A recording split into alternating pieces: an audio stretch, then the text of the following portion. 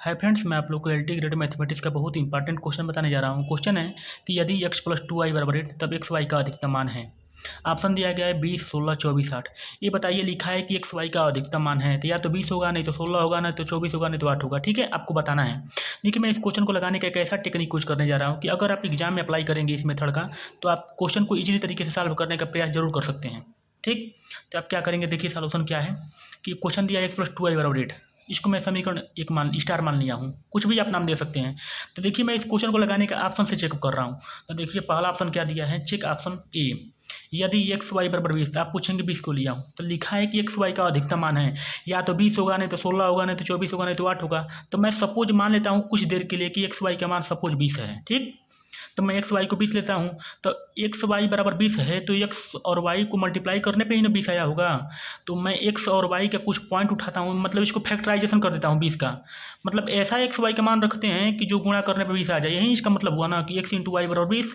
तो देखिए, तो 20 का फैक्टराइजेशन कर दीजिए, पॉसिबिलिटी जितना हो सके। तो 1 गुणे 20 बराबर 20 होगा, 20 गुणे 1 बराबर 20 होगा, 2 गुणे 10, 10 गुणे 2, 4 गुणे 5, 5 गुणे 4। अब कोई पॉसिबिलिटी नहीं बन रहा है।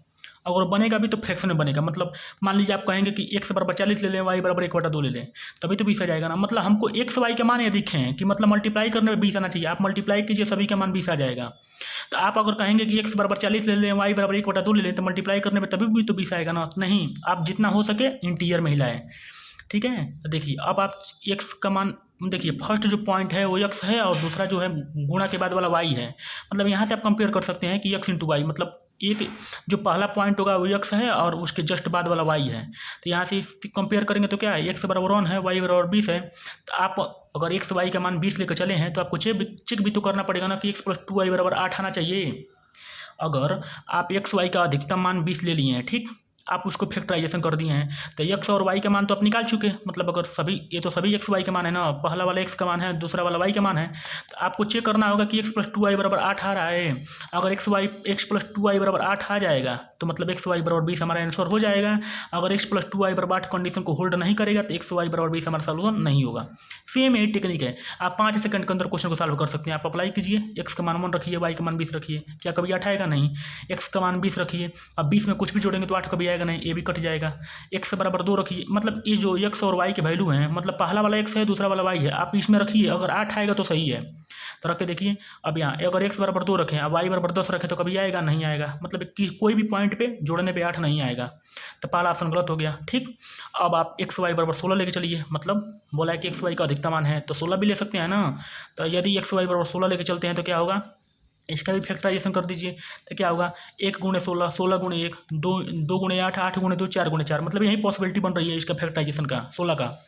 तो 16 का फैक्टराइजेशन मैं कर दिया हूँ। तो पहला वाला पॉइंट मैं आपको समझाने के लिए लिख दिया हूँ कि मतलब जो पहली एंट्री है वो एक्स है और दूसरा जो पॉइंट है वो वाई का है।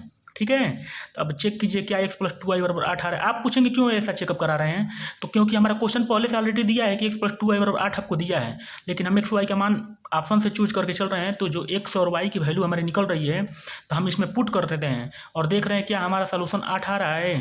ठीक, तो देख लीजिए, यही एक्स वाई के वैल्यू हैं। तो पहला कंडीशन लेके चलिए, अगर एक्स बराबर 1 रखें, वाई बराबर 16 रखें इसमें, तो क्या कभी 8 आएगा? नहीं आएगा।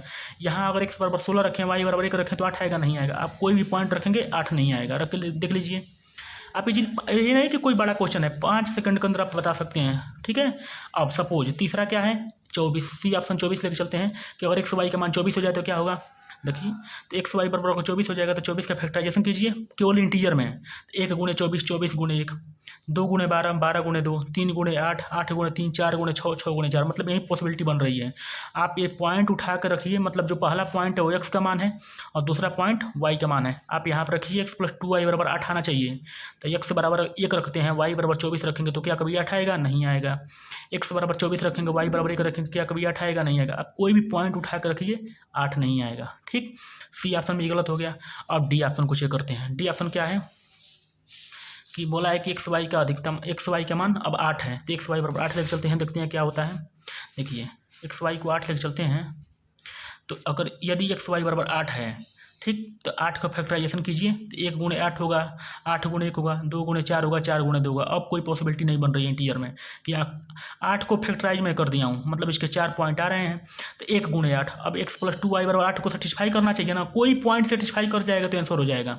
तो मान लीजिए अगर x = 1 रखें और y = 8 रखेंगे तो क्या कभी कंडीशन होल्ड करेगा, मतलब 8 आएगा? नहीं आएगा। अगर x = 8 रखें, y = 1 रखें तो क्या कभी आएगा, मतलब x की जगह पे 8 रखिए, y की जगह पे 1 रखेंगे तो 10 आएगा। हमको चाहिए 8, मतलब ये भी गलत हो गया। अब x = 2 रखिए और y = 4 रखिए तो क्या होगा, यहाँ 2 रखेंगे, यहाँ 4 रखेंगे तो 2 प्लस 2 गुणे 4 8, मतलब 8 2 10 हो जाएगा। हमको चाहिए 8, ये भी गलत हो गया।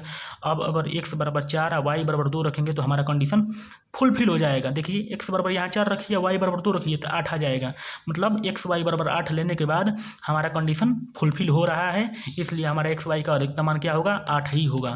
तो ऑप्शन कौन सा सही है, डी ऑप्शन सही है। आपको समझ आ गया होगा क्यों, क्योंकि x का मान अगर 4 यहाँ रख रहे हैं, y का मान 2 रख रहे हैं तो हमारा सॉल्यूशन 8 आ जा रहा है, लेकिन कोई भी कंडीशन लेके चले हैं तो कोई भी पॉइंट रखने पे 8 नहीं आ रहा है, इसलिए हमारा जो x y = 8 है यही आंसर हो जाएगा। मतलब कहने का मतलब x y का अधिकतम मान क्या हो जाएगा, 8 हो जाएगा। आंसर डी सही है। Thank you.